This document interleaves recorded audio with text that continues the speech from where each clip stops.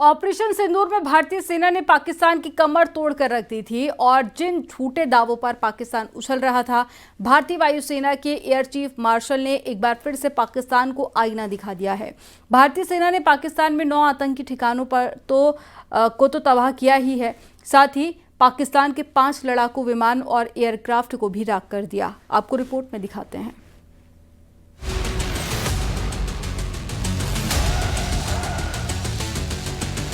Operation सिंदूर के दौरान पाकिस्तान को मिली बड़ी चोट।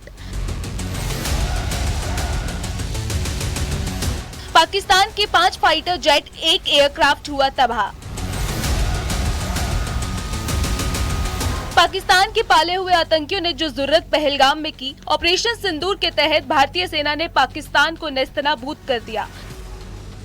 महज 20 मिनट के मिसाइल अटैक में पाकिस्तान की धज्जियां उड़ गई। इंडियन आर्मी ने उसके एयरबेस राख कर दिए। पाकिस्तान ने चीनी मिसाइलों का इस्तेमाल किया, लेकिन भारत के मजबूत एयर डिफेंस सिस्टम ने उन्हें कबाड़ बना दिया। बहुत जल्द ही पाकिस्तान को समझ में आ गया कि युद्ध उसके बस का नहीं है और उसने 3 दिन में सरेंडर कर दिया। इसके बाद पाकिस्तान ने भारत से सीज फायर की गुहार लगाने में देर नहीं की। ऑपरेशन सिंदूर पर भारतीय वायुसेना ने सबसे बड़ा सबूत दिया है। भारतीय सेना का पराक्रम तो पूरी दुनिया ने देखा। वहीं एयर डिफेंस मार्शल एपी सिंह ने बताया कि आतंक के खिलाफ इस लड़ाई में भारतीय वायुसेना ने पाकिस्तान के 6 विमानों को पूरी तरह तबाह कर दिया था। इनमें 5 फाइटर जेट्स और एक टोही विमान अवाक्स शामिल था। पाकिस्तानी अवाक्स को 300 किलोमीटर की दूरी से मार गिराया गया। ऑपरेशन सिंदूर में पाकिस्तान मुरीदके और बहावलपुर एयरबेस तबाह हो गए। बहावलपुर में आतंकी संगठन जैश-ए-मोहम्मद के हेडक्वार्टर की पहले और नुकसान के बाद की तस्वीरें दिखाई। 7 मई को जिन 9 ठिकानों पर हमला हुआ था, उनमें से एक लश्कर-ए-तैयबा का मुख्यालय मुरीदके भी था। By the red dots that you see on the map were the 7 targets that were very close to the border and LC, and they were to be taken on by army with their integral weapons. And those 2 blue dots, we've drawn them a little bigger.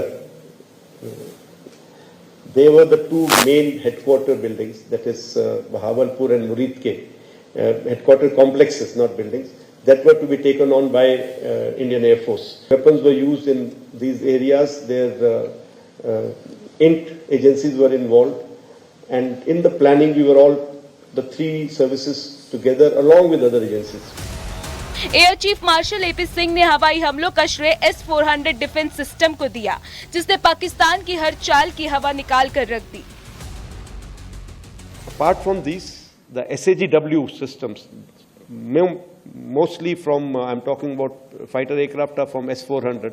We have at least 5 fighters confirmed kills and 1 large aircraft, which could be either an ELINT aircraft or an AWNC aircraft, which was taken on at a distance of about 300 kilometers. This is the actually largest ever recorded surface to air kill that we can talk about. And so this plan was discussed. Even the escalation metrics were made and discussed as to where can it lead to, what can happen, and if this happens, what is going to be our response.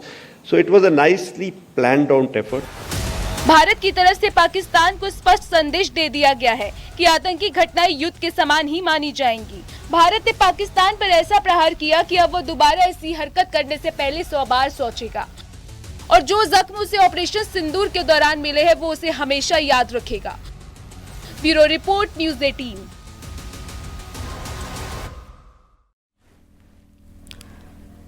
Operation सिंदूर के करीब 3 महीने बाद army chief general Upendra Dwivedi ने भी पाकिस्तान को घेरने की सबसे खतरनाक रणनीति में से पर्दा हटा दिया है।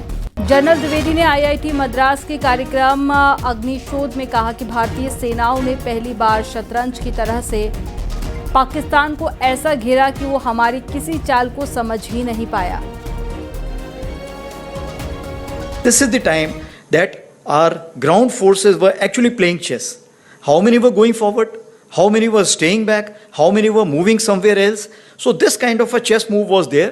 So in this chessboard of 64, something was visible, something was not visible. यहाँ रुकेंगे एक छोटे से ब्रेक के लिए। आप देखते रहिए न्यूज़ 18।